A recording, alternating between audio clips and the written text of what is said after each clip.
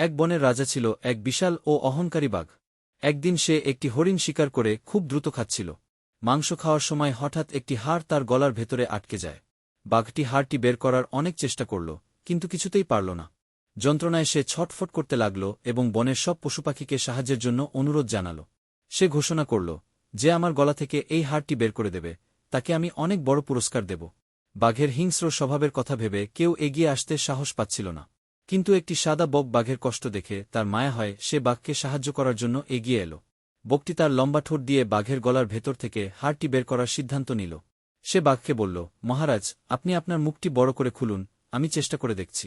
বাঘ মুখ খুললে বকটি সাবধানে তার লম্বা ঠোঁট বাঘের গলার গভীরে ঢুকিয়ে দিল এবং হাড়টি টেনে বের করে আনল। বাঘটি স্বস্তি পেল এবং তার ব্যথা দূর হল। কিছুক্ষণ পর বকটি বিনয়ের সাথে বলল, মহারাজ, আপনি পুরস্কারের কথা বলেছিলেন, এখন কি সেটি পেতে পারি?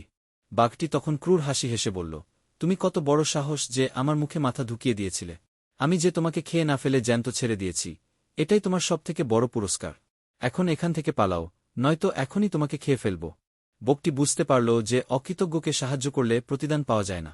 সে নিঃশব্দে সেখান থেকে উড়ে চলে গেল এবং প্রতিজ্ঞা করল আর কখনও এমন দুষ্টু কাউকে সাহায্য করবে না। দুষ্টু এবং অকৃতজ্ঞ মানুষকে সাহায্য করলে প্রতিদানের আশা করা বৃথা। কখনো কখনো নিজের প্রাণ বাঁচানোই বড় প্রাপ্তি হয়ে দাঁড়ায়।